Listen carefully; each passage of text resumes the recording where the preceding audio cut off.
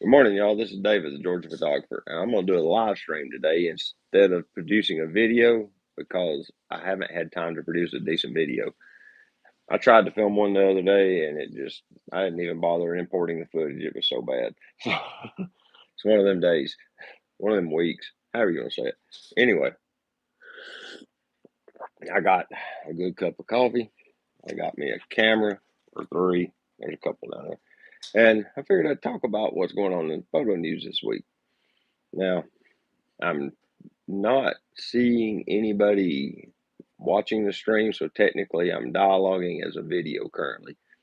So until there's some people jump in here, I'll just continue on as if it were a video. That way, when you're watching it later, you'll know what's going on and it'll make more sense. All right, let's see here. There's a couple people. How y'all doing this morning? I'm trying a little different format. I got these fancy little headphones for Christmas from Teresa. You plug them into this little box at night and it charges them up. And then you get, I don't know, hopefully about an hour out of them. We're about to find out. But I'm hoping the audio from this will be better than from the phone because I film my live streams mostly with my phone. Oh, excuse me. But today I was going to talk about, there's been some camera announcements. There's been some camera shipments. Um, there's been some stuff in the photography world a little bit. So it's kind of interesting to see the landscape that has changed over the last year as far as YouTube and photography spaces go. I see a lot of channels changing the direction that they're going. They they don't actually follow the same format year over year over year. And I don't know if it's because of burnout or if it's because if they um, want to try something new for a new engagement or if they are just interested in something new. But I see a shift in the whole dynamic of all the channels that I've been watching. They've all kind of shifted, and it's kind of interesting to see it. And I've had the same kind of feeling. These You can't be a photographer and a YouTuber. You got to be one or the other. Okay, if you do both, you do both with mediocrity. And excuse me, I'm on the back end of a head cold as well. But I've seen so many of these wonderful photographers that literally will take a month off or 6 months off from their YouTube channel and just go do photography. And I understand why. It's because, well, I understand why from my perspective. And it's because we love taking photos, not so much making videos. The videos is kind of a means to an end, if that makes sense. Um, it gave us a creative outlet. And honestly, at one point, I thought this could become a job of its own, or something to change my career path. You know, but of course, that's not happening. So I'm having to reevaluate that. It's interesting to kind of see it and see it unfold. Um, but if you're, what's the word? If you're into photography and you're not super into making videos, then YouTube probably ain't for you. It really ain't. It's just set it down there. It could be fun. I'm sharing a room with my lovely wife who just left the room. Yeah, you have to come over here. There she is. This is Teresa. She's on the other side of the room working. So I probably look really goofy to her sitting over here talking to my phone while she sits over there and does office work. Yeah, but the do you guys, can y'all see? Type something in the chat. Is the chat on? Do I have the chat enabled? It looks like I do.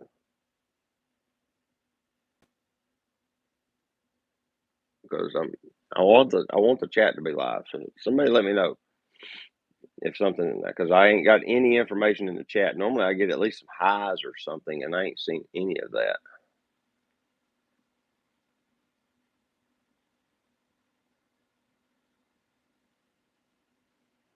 Trying to understand what's going on here.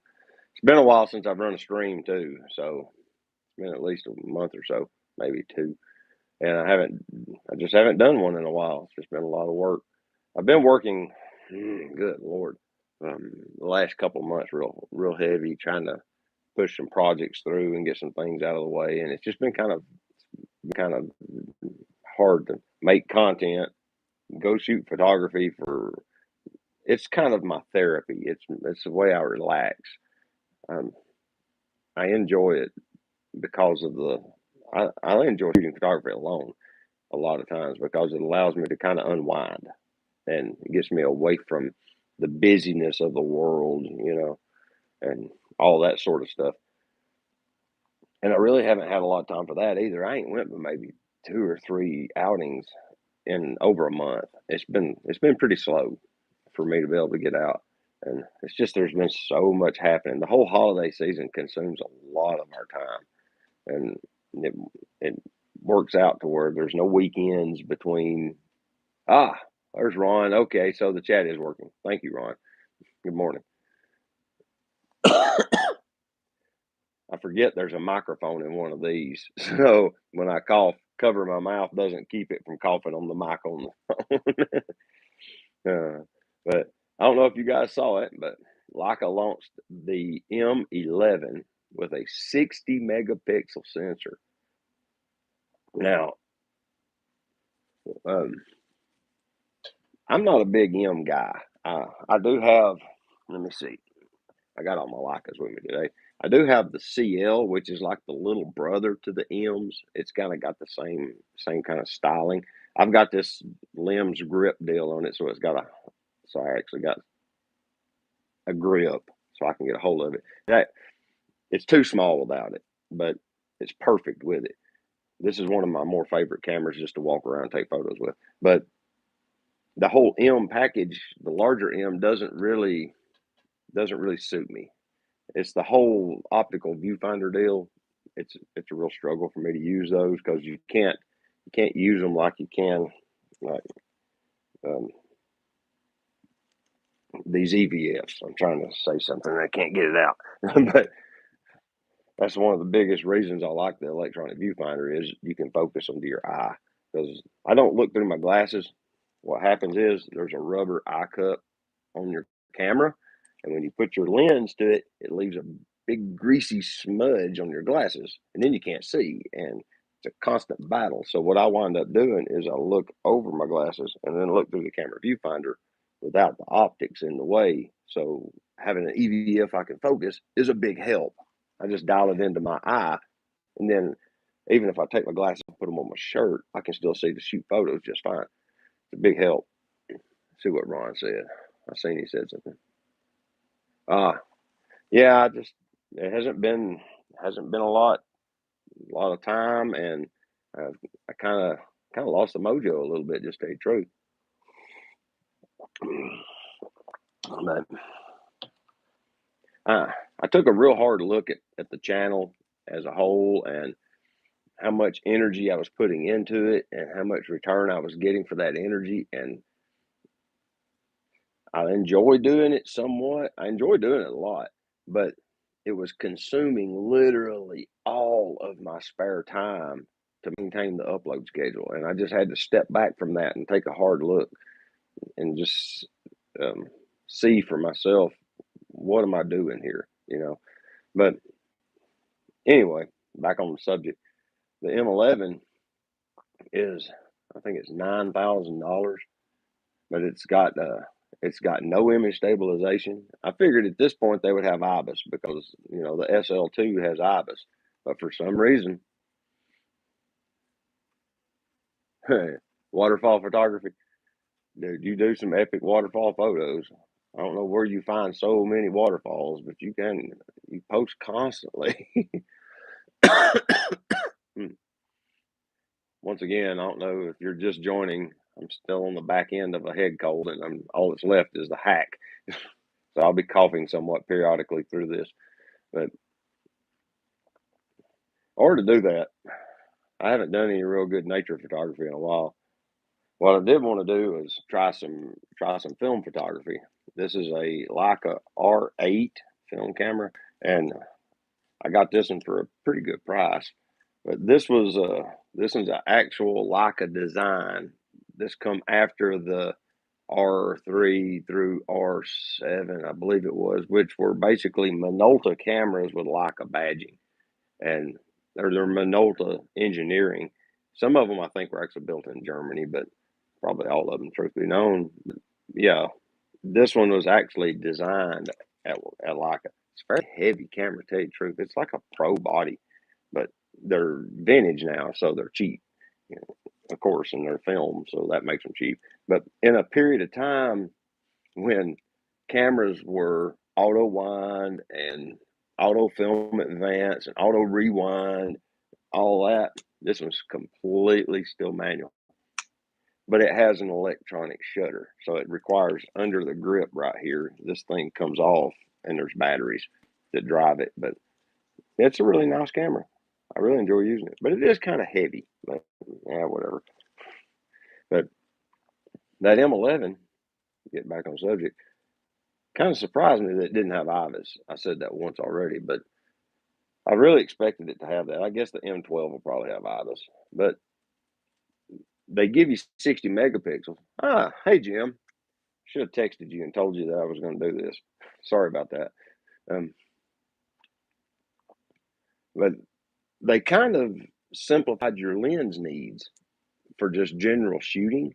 Now, you don't get the effects of the glass. Me and a friend was talking about this the other day, but literally, you could buy like the 28 millimeter Summilux or Summicron for that camera, and with 60 megapixels, you can crop down and probably go all the way to 75 millimeter equivalent field of view and not really lose any resolution. That's kind of smart on their part, but bad at the same time, because then you buy one lens. It's like a Q at this point, but you do get the luxury of interchangeable lenses, and it is an M. A lot of people like the M bodies, but I'm not super into the M's. I like the other variants. I like the R's. I can't get my camera straps loose. I got the SL2 and the 50 millimeter Summicron SL on it. Um, this was that one of those dream rigs. I finally saved up the money and bought one. Yeah, I have everything around the M, but no M. I even have an M shirt. It's kind of ironic.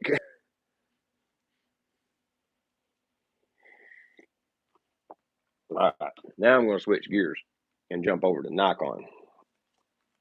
Let me see here. Set all that down. Have y'all noticed all that the Z9s are shipping? People are starting to get them. Hey, finally you made one of them. Yeah, I'm doing pretty good. Um, I'm hitting. We're in the, what do you call it? The family room. Uh, I figured. Oh, Teresa corrected me. It's called the sunshine room because there's a huge picture window, hence the nice light. I got a scratch on my head. I've got the wood heater cranked up because outside it's like 28 or 30. It's right at freezing. And with that wood heater, it's a nice balmy like 78 in here right now. It's kind of toasty. It's making Teresa and the cat very happy. The cat is like right over here sound asleep on the blanket with Teresa. Carmen, how you doing? Good to see you too. Thank you for logging in. Yeah, I didn't make an announcement, so I didn't expect the stream to like take off and blow up and run away. So I just wanted to get on here and talk to you guys a little while. What's Ron saying? Z9 is about the same price as the first DSLR Nikon put out in 2000. The D1X was 5,000. Yeah, that the the D1X was like a, what do you call it? Breakthrough in camera technology. It's kind of like the D3. There might be some content with a D3 coming in the not too distant future. Hint, hint. But but yeah, that D1X was an amazing breakthrough in cameras, and now this Z9 is kind of the same thing. And I'm looking forward to seeing what people can do with that machine, uh, with the with all the features they crammed into that camera. It's a pretty compelling case to go to Nikon if you haven't looked at them seriously. I mean, the Canon R5 and R6 family is a very compelling reason to look at Canon, because Phil has been doing some wonderful photography with those cameras. He has found some banding, I think, in the video uh, a little bit, but like all the digital cameras pretty much have that problem.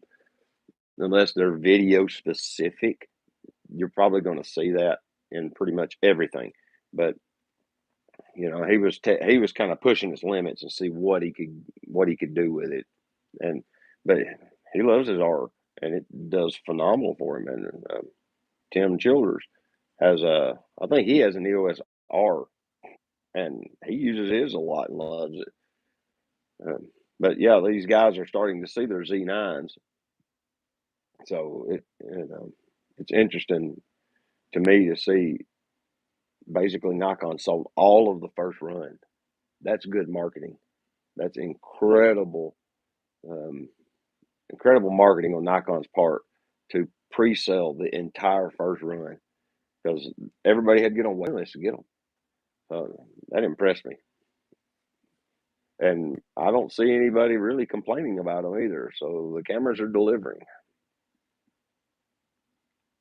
I haven't done. I don't look at like reviews where they do test charts and and get into like super micro minutia. It's not that big of a thing for me. I've never really worried about that sort of stuff. Some people do, and it's important to them. But for me, ah, I just look at the photo and look at the story the image is telling, and then I'm, I've gotten kind of to where I don't even wonder what kind of camera or lens is used. I can kind of tell. I'm starting to get where I can kind of tell what the focal length was, but I still don't really know. I can see wide angle versus telephoto, but much past that, some people can see if it's 50 mil, 35, 28. I can't really do that yet, but I can get there a little, but not really super well. Let's see, something went by. Jim says you're due some real snow this weekend. Yeah, I'm gonna bring in some firewood for tomorrow just for that. I don't know if Teresa knows about it yet. Oh, she don't. Yeah, um, they're calling for a flash snow tomorrow, but it's going to have to happen quick because it's gonna be pretty warm in the morning. So it's gonna have to turn off cold all at once.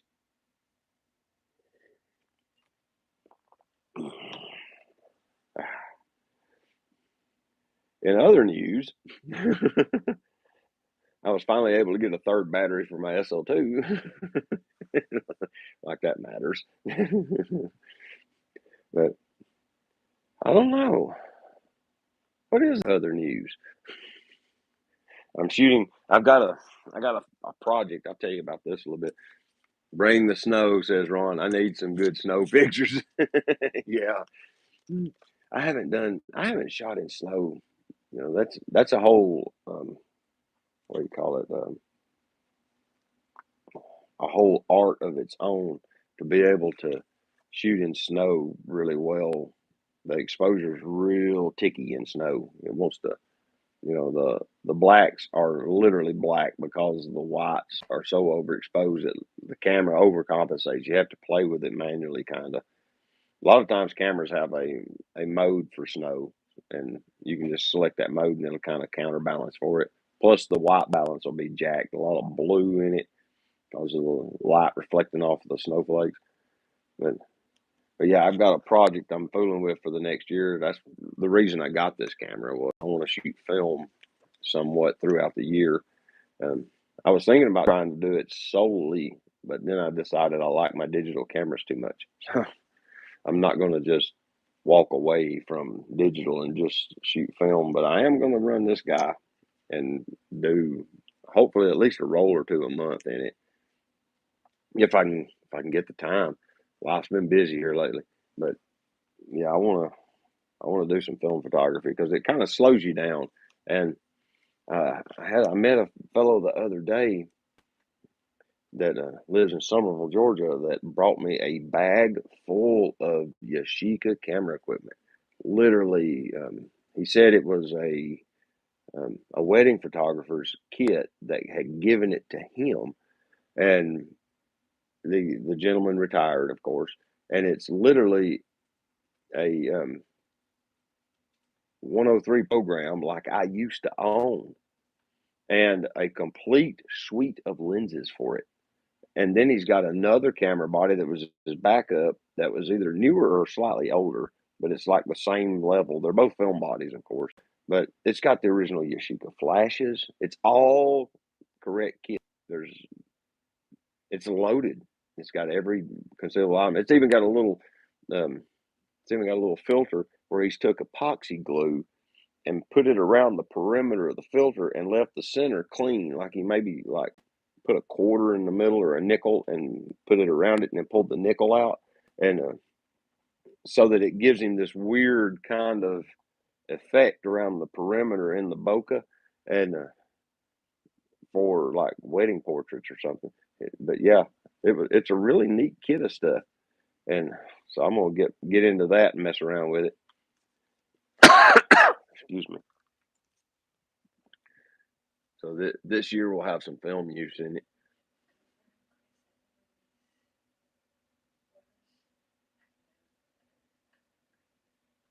John Trevina says the Z9 the Z9 be the first camera to rebel. Some future firmware updates, it'll turn into HAL, start taking pictures of its own stuff. It'll just power up and start doing stuff.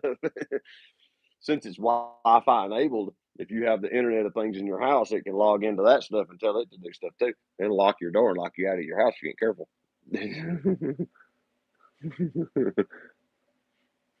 tell Tell says Canon R5R C camera coming for video users. News coming out 17th of January, I think. It was wow. See, and Canon already wasn't it Canon that come out with the video camera, or was it Sony? One of them two dropped a legit video camera for. I won't say it was Canon. Will you be scanning your film yourself? Maybe. I tried a local outfit in Chattanooga, and the scans come back covered in dust and like lint, little wiggles. It looks like lint particles all over them. And that was a test roll I fired off back in late November, and I'd done that. One, to make sure the camera didn't have light leaks because it is a 25-year-old camera body, and two, to make sure the metering in it was working and the shutter was working properly. I was getting accurate shutter speed outputs. And then also as a test of the scanning capability of this local shop, and it didn't do as good as I was hoping. The I paid for fairly high resolution scans. They were like 1200 DPI, and they come back with trash all over them. I I could have complained, but they're doing it so cheap. I really couldn't. I mean, it was like $10 or something. It was super cheap. So what I'm gonna do is talk to Aaron. Aaron's got an outfit he sends his film to. I'm gonna get that place, and I'm probably gonna batch send it to them. Send them like 6 rolls at a time or something, and have them do that because he gets amazing scans. So I'm gonna probably do that. Probably being I will be doing that. Ray Soldano, how you doing? Has your Z9 come in yet? there's a running thread in a certain chat group about that.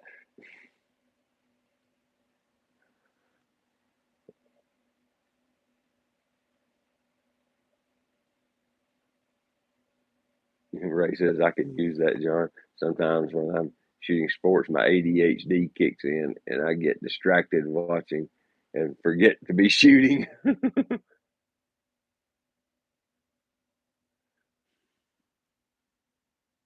No email yet about it in stock.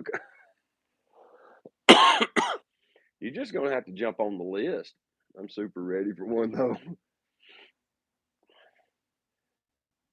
Dude, it's gonna be a game changer for you.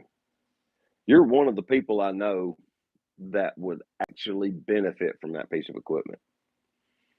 Ray still uses a D850. He's got a Z6 or 7 now. You got a Z6 too, but he still shoots a lot of his activities with a D850 because it just performs. And, you know, him and Adrian Alfred, Z6 too, yeah. Adrian also uses he bought a Z7, a Gen 1 Z7, because for landscape, it worked. It was just working for him. He did this deal where he done a bunch of different cameras and he tested them all, and they were he really enjoyed them. But with the Z7, it allowed him to basically stay in the Nikon ethos, so the barrier to entry was much lower. And it makes sense because camera companies want to do that. They want to get you married to their glass so you stay in their camera body ethos, and it works. And for him, since he shoots mostly landscapes, the Z7 works perfectly for him. It's high resolution. He has image stabilization. Everything he wants is there. Um, Ray has been getting some phenomenal results with that Z6 Mark II. So, yeah, that that Z9, that's for you, Ray. That thing will work perfectly for what you need. See what's coming up here. Jim's on the list for a Z24 to 120. That's a nice lens. I mean, for general purpose and landscape, that's really it's like a one and done. You can leave the bag at home. That's the beauty of that kind of lens range. It's like the 24 to 90 that I got from my SL2. It's a great it's a really great landscape lens. I mean, it ain't as wide as some people want, you know.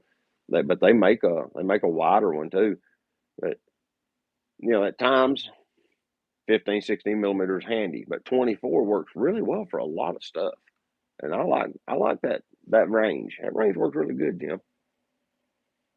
And I've seen some of your photography with what you was using 70 to 200 that day on the max patch, and you were getting beautiful photos.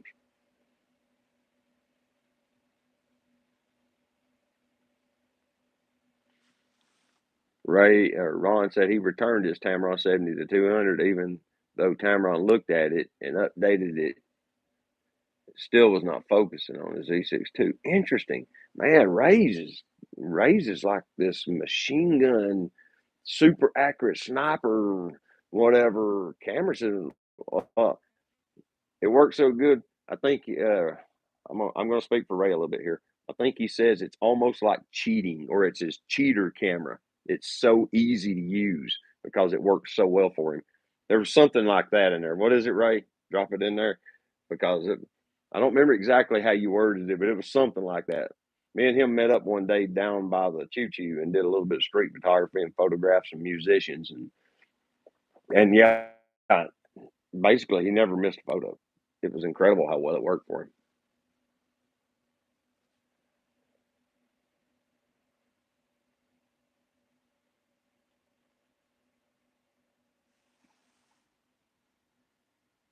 Oh, Ray says the Z6 II causes him trouble because the EVF has lag in it, because it's basically you're not looking through the camera like you are with a optical viewfinder, which is giving you a literal real time feedback because the lens is translating straight to your eye optically. So it's doing computer processing from the sensor through a computer to a TV screen, and there's a little lag there, and it messes with him. He says it gives him trouble because he has trouble tracking and stuff. I can see that.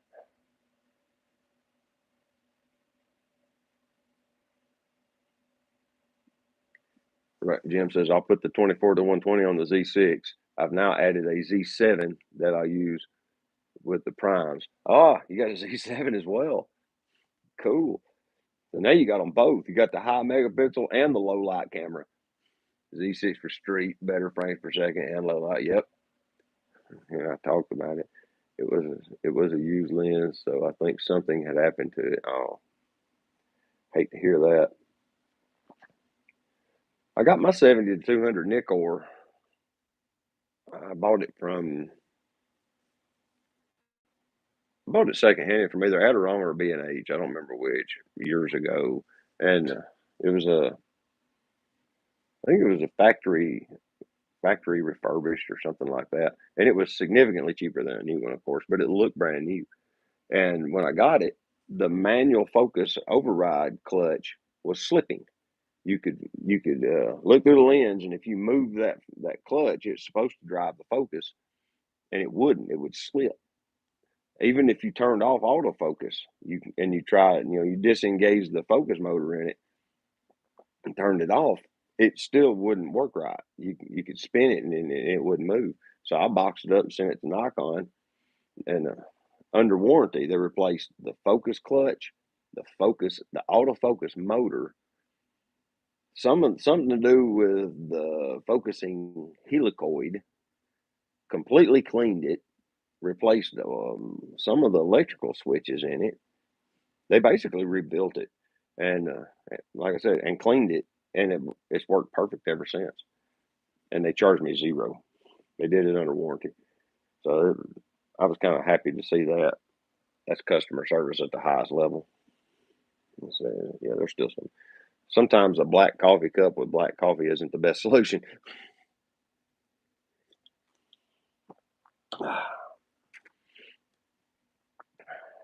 So, what have you guys been focusing your photography adventures on? I know Ron's been shooting waterfalls. Ray's shooting sports. What have you been getting into, Jim? I haven't talked to you in a couple of weeks.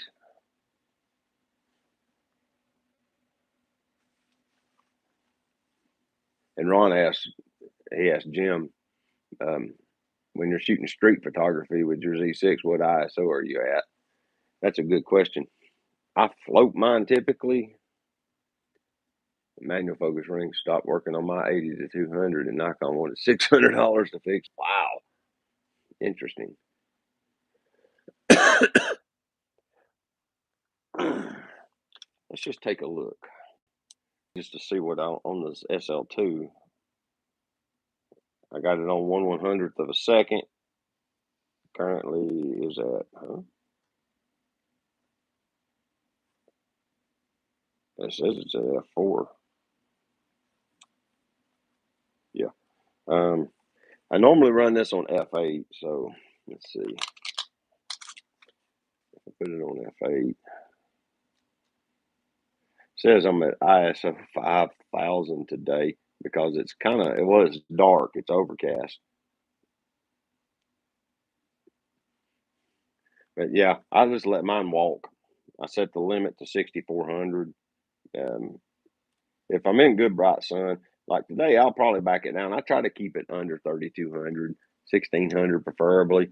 But like if I go down if I go to f2, it's ISO 320, but your depth of field is nothing. Yeah, but I'll just let mine float. That way, I don't have underexposed, overexposed. I typically underexpose my images on purpose because I like the shadows to be nice and dark. So a lot of times, if I'm running, like I got it currently set in aperture priority as well, and no, I got it in manual because the shutter speed's locked. But I'll typically watch the light meter, and I won't. Well, the EVF in the SL2 gives you a pretty accurate rendition as far as exposure goes. So I'll use that to judge my highlights and things. But I do my best. There's a metering mode now in it that's called highlight weighted metering, and I think it is. I'm pretty sure it's in this. I know that um, the Z cameras I think have it too.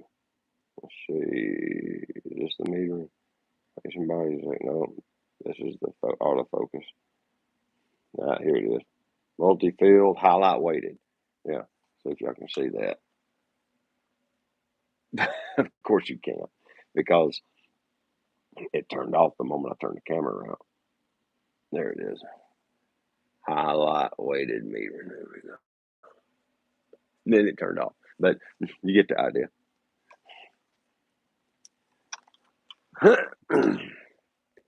Did the Cuban rum make it? Did he really? Good morning, Cuban rum. How you doing? It's been a long time since the 1st of November.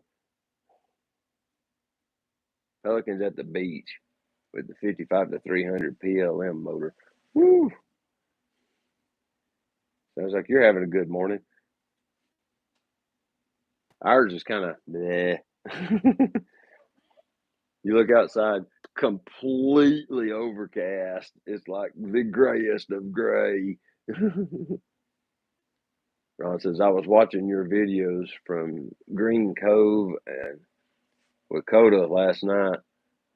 How far are you from WPB Airport? Oh, he's talking, I think he's talking to Cuban Rum. WPB West Palm Beach, okay. Cuban Rum lives down in Miami. But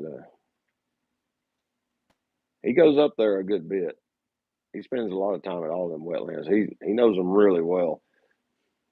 It's if you get an opportunity to go shoot wildlife with him, he can literally put you on the animals because he knows where they are.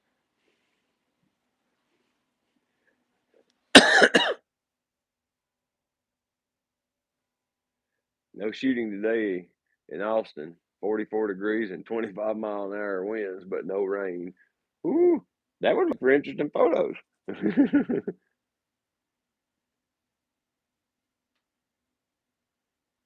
Ron says I can get a direct flight from Knoxville to West Palm Beach. We flew to West Palm Beach not long ago. Nice airport. Teresa says she wants to go back. See, let's see here. How would I do this? Does it pivot? No. I have a 3-legged thing tripod, and it doesn't have a pivot. Yeah, it does. There it is. See, there's Teresa, and the cat's asleep at her feet.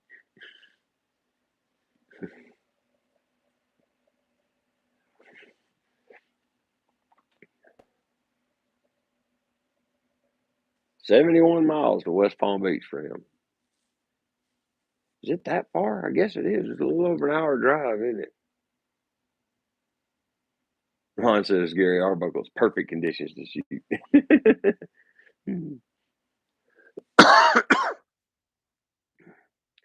I may try to sneak in an hour of street today. Probably take the CL. I'm gonna tell you, I've gotten to where, okay, this is kind of silly to look at this, but this case deal that I've got on the CL here, this little half case thing that it sits in, it's got this Arca Swiss base and this grip. This costed more than the lens, and the lens was new. Gary says he can't stand the cold because he's getting old. Just put on more layers. But this is a TT Artisans lens. This lens is phenomenally good. If you like manual glass, this thing is incredible. It gives me a roughly 50 millimeter focal length field of view. That's something else I'm doing. That's kind of this year's thing is single focal length and kind of learn it really well. So this is a 35 on a crop sensor, okay? 50 millimeter on a full frame because it's film,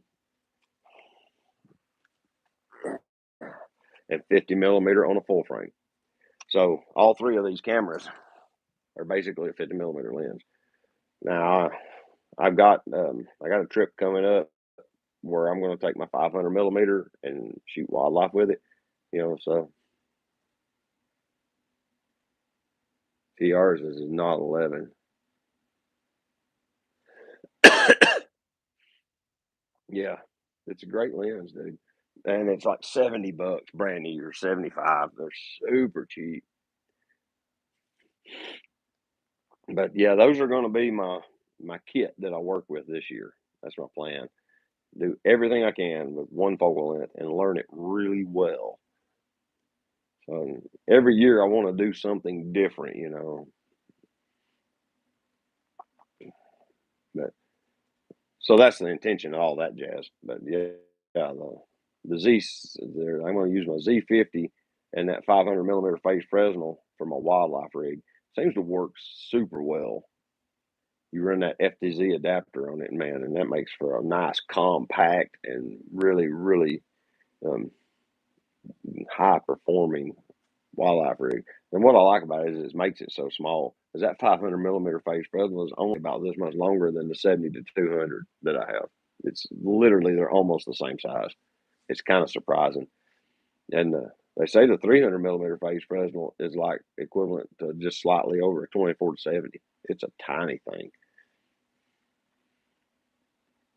So if y'all haven't looked into those for your wildlife uses, some people claim that they don't produce as sharp of an image that they're used to with like their 500 millimeter f4 or 400 millimeter 2.8 with a teleconverter. Um, if you need that kind of resolution, then maybe the mega primes are your natural choice. You know, the 600 mil f4 is the weapon of choice for most bird photographers, and for good reason. Um, it works. It works super well. I have I have a health drink now that I drink every day. See what color it is? I'm gonna tell them what's in it. Let's see. Normally it would have flaxseed in it, but there's no flaxseed there. We ran out yesterday. Um, we'll resolve that later today, I'm assuming. But has almond milk, flaxseed, mostly kale, raw kale, a handful of raw spinach, several bananas, and mine has pears in it, none of which is cooked. It's all raw. And then enough water to make it a slurry. And we blend it up we have a Blendtec blender. So make a smoothie out of it. It makes like a milkshake out of raw fruits and vegetables. It's supposed to be super good for you. So we'll see how long I live.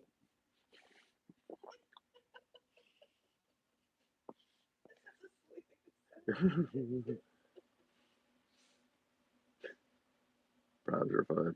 At Jim Worthington, where are you located? Jim's up somewhere around Louisville, Kentucky. He comes to Asheville, North Carolina, pretty regular on business. So he lots of times will be in either place, so you can link up with him pretty easily in either location. He does a lot of really beautiful landscape photography in the Smoky Mountain National Forest there around Asheville. He's really good at it. He can see things that I can't see. It's incredible to see what he. Like we went to that Max Patch, and I was hoping to get a beautiful sunset. If y'all didn't see the video at the very end, we met up. We did street that day, and then we went up to Max Patch to do a sunset photo over the Smoky Mountains. And a system moved in, and the clouds blocked out the sun. He literally found some amazing images. Anyway, and yeah, they were wonderful photos. And if you watch that video, you can see his D810 in it, which now belongs to somebody else. He can tell that story. Hi from Holland. How you doing, Jacob? I'm glad you logged in.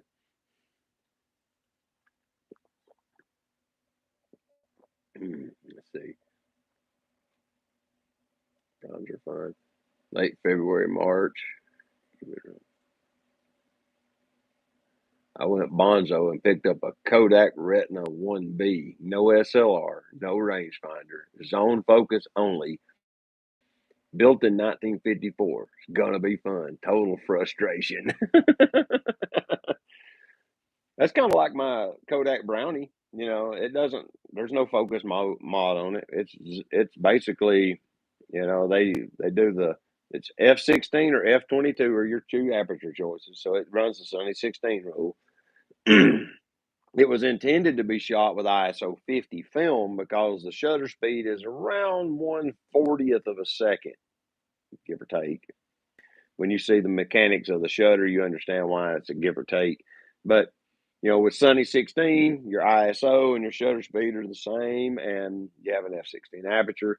So when you shoot like higher film speeds, it turns into you have to look for shadows, shoot into shadows and things. I carried a light meter around a little bit, trying to learn what I could shoot, what I couldn't shoot. But yeah, you can kind of get away with 100 speed film because it overexposes it by stop, you know. But but yeah, I like shooting with the Brownie. It's a lot of fun playing with that thing, and it gets a lot of attention because people don't see a box camera very often, and uh, and it actually takes fairly good photos. I dismantled the whole front of the camera. It's got little tiny screws holds it all together. I took it completely apart and cleaned all the optical glass in it, the viewfinders and the lens, the taking lens, and it took wonderful photos. They were yellow. Apparently, it was in a smoker's home. They were all covered in nicotine or something. I cleaned it all up, but I gave like $10 for that thing. And it takes fairly good photos. I was kind of surprised. It does have bulb mode if you want to do that. Since still 50D in it, dusted off the light meter. I got two light meters now. I bought one that takes a battery. It's a little newer. And I got an old one that's got, was it the selenium sensor in it? I think it is. Whatever that element is that, it don't need a battery. I got one of those as well. And they both work. Paid $50 for it. Man, that's a deal. February 19th, I will be. Ah, there we go. Man, y'all got some stuff going on here. Sad story about the D810. Left it on a plane in my rush to figure out a missed connection. Thankfully, I had insurance. Jim Worthington. Yeah, doing fine. Good, Jacob. I'm glad.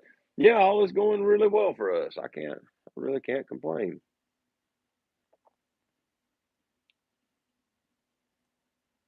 Dwayne McCullum. Hi, David. Let's see what you're saying here. Oh, come on. There we go. I hit a button. There we go. You got to be careful. Them buttons that do stuff. Great to see you live. I cleaned up my Brownie. Had to give the mirror what? Had to glue the mirror viewfinder back together. I'll tell you now. Um, I had a Yashica. Was it a FX103 program or something like that? And the mirror in that camera came loose and slid down. And I literally took super glue and glued it back onto the mirror arm, and it worked perfectly. It had I got a little glue on the edges, and I cleaned it up with acetone best I could. But the camera worked perfectly for years after that. But yeah, the glue turned loose on the mirror in my Yashica camera, my SLR. But um, my mirror in mine is working fine. Well, both of them actually, because it's got two mirrors. You have a waist level viewfinder, but you have it for portrait mode or landscape mode, and there's little windows, and you just look at them. You hold it down at your waist, and you look down into the lenses, and it's kind of neat. It's a really neat camera to play with.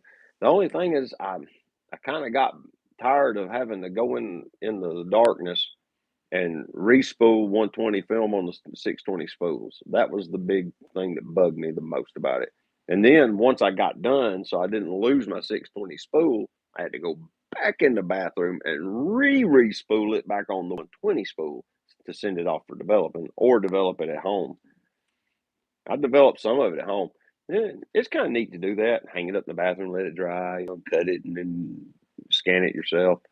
I did contact scans on a flatbed scanner, and they look pretty good. Not the greatest in the world, but they look pretty good. I think I did 600 DPI contact scans.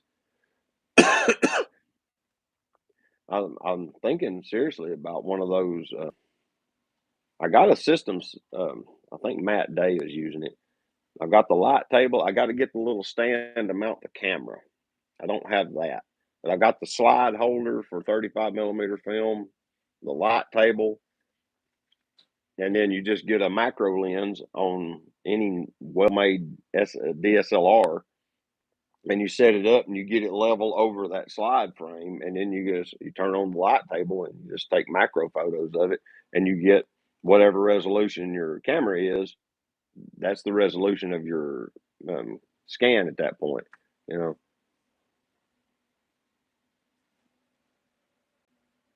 crap. No, stop that. Ah, okay. I don't know what just happened, but it I got to quit this. I got to be careful. Okay. There we go. I'm back. I don't know what I just did, but it went to the home screen, then the lock screen, and oh, great.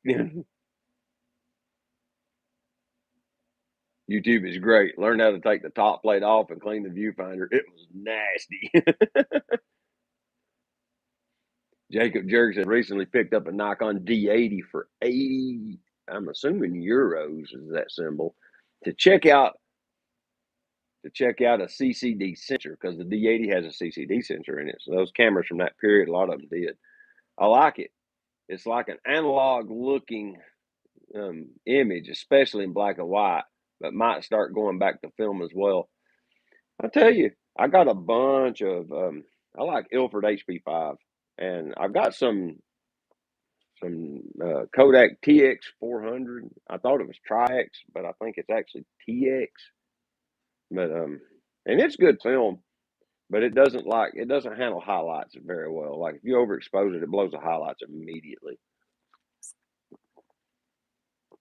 HP5 seems to be a lot more tolerant of that. So I picked up some HP5 when I was in Asheville the other day. It's in the refrigerator. I keep it all in the refrigerator in a Ziploc bag.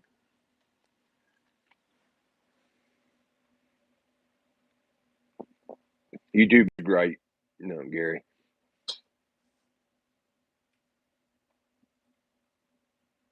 Wayne McCullum says, "Yeah, both of your mirrors were loose. You know, some people who made their own 620 spools on it with a 3D printer. That's pretty cool. You can get them on eBay for nothing. Like they'll sell you little packs of 4 or 5 of them for like $7 8. That's what I did. I bought a few. My camera had one in it, and then I looked on eBay and found some 620 film and bought a few rolls of it. It was vintage film, unexposed, expired, of course. I shot it and it worked, and I had the spools left over, so I saved them. So I've got 5 or 6 spools. Got quite a few, and that way I don't have to worry about it. But yeah, when I bought the box camera off of like a flea market table, and I fired the shutter, and the shutter worked. I could see it opening and closing, and I realized that's the only mechanical part on the camera that has to work. The film advance worked; it wound. So I negotiated a price. They didn't know how to take it apart, and I didn't either at the time. I didn't know how to get the camera apart or put film in it. So I come home with it with my new treasure, and I got on YouTube and looked it up. And some guy's a real big brownie guy. I don't remember who it was now, but they even have like a repository of product images, so you can figure out what year yours was made. Mine's a 1947, and it tells you how to pull the little pin. You like turn and pull the film advance knob, and it'll disengage from the spool. Then you pull up on the little button at the top and slide the whole camera body out of the box. And when I did, the take up spool was still in it. It still had an empty spool in it. So I was like, yes. And it was aluminum. That's how old it was. It wasn't a plastic spool, it was metal.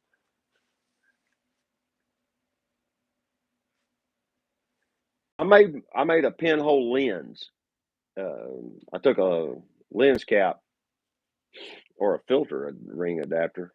Oh no, it was a step ring. I took a step ring and taped a piece of paper over it and poked a hole in it and took photos. I did a YouTube video with it. I think I did it on my D810, and it actually worked. I was kind of shocked at how well it worked, but I was too close. I realized with pinhole, you really need a little distance. I was taking pictures like 20, 30 feet away, and um, You really need it to be out there further for a pinhole to really produce really good results.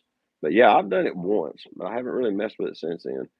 And I didn't do a real good job at my pinhole. I realized it needs to be poked in it with a sewing needle so it's round. Mine was ragged. I don't remember what I used to generate the hole with, but it had fuzzy edges, so the image wasn't really sharp, and it was because my hole wasn't round. Somebody told me in that video, someone checked into the comments and told me that if you do it with a straight pin and poke it straight in and straight out, it leaves a nice round hole and it works so much better. I should have checked. Should have done some research prior. That's Ray. Cinestill 800 is great for low light and night work. Puts a cool glow around the street lights. Interesting. I haven't messed with the Cinestill much. I've been watching their YouTube channel a little bit. They got some pretty cool YouTube videos where they get out and shoot their film and then develop it and show you what the results are. It's kind of neat. Portra 160 and 400 is what I use, 35 and 120. Portra's getting expensive though, but then again, it is color film and it is top tier.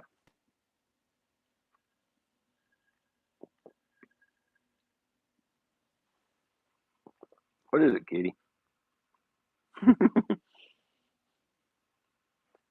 Mm-hmm. Okay.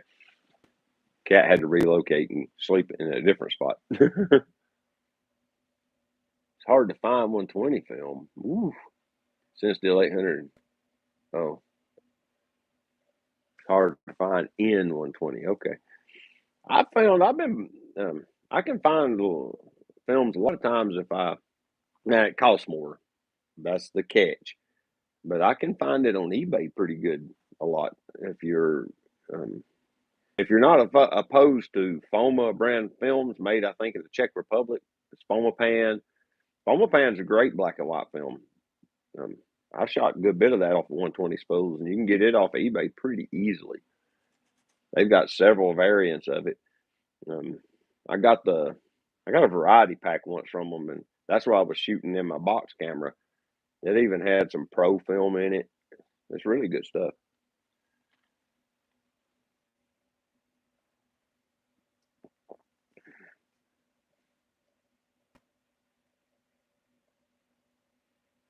Good to see you, Jim. Thank you for stopping by. I appreciate you logging in. If y'all haven't done it yet, hit the thumbs up. We're up to 4. Maybe we can get 10 out of it for today.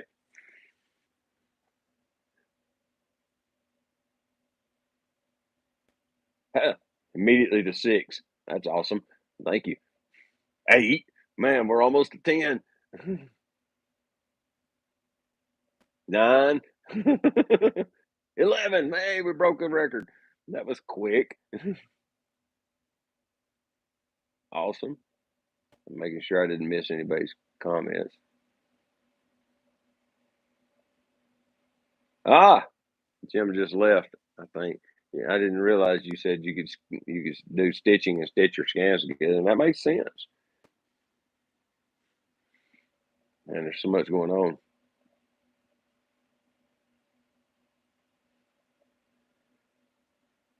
Forgot the thumbs up. Scriptwick says my film camera is a Pentax Spotomatic 1. Oh, I have to use my Minolta light meter with it. Pentax Spotomatic. I'll have to look that up and see what it looks like. I don't recognize that particular model. Is that like the little Minolta? What's some little Minolta cameras called? They weren't ELFs. That was that Canon thing, wasn't it? I can't remember it now. Minolta made them little pocket cameras. They were manual machines, but they had like um, a flash around the lens built in with like LEDs and stuff.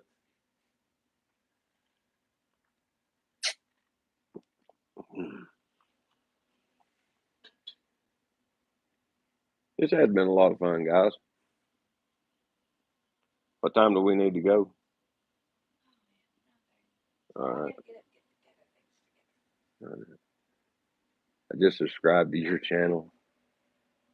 You can DM me when you know when you're coming in. All right, sweet. All right, guys, it's time to log off. I've got to go to Chattanooga and link up with the daughter and the wife and do a breakfast. So until next time, get your camera out and go take a picture with it. All right. We'll see y'all later. Bye, Tel. Thank you, Jacob. You guys, and I've really enjoyed this. Thank you so much. You too. You too, Delphin. You have a great day. Get that Q2 out and go take some pictures with it. I remember how to end the stream. I can't turn it off. There's no. Yeah. Time to make chili. Oh, well, good. I got the. Oh, I'll tell you, Delphin, right before I log out, since I can't figure out how to log out. I got the 50 millimeter Summicron SL for my SL2 finally. So now I got my mega street camera along with my micro street camera. But all right. Yeah. My crypto farm paid for it. That's another story. I'll tell you sometime. I'll call you and we'll talk about it. All right. I think I found the off button. I'll see you guys later. Bye bye.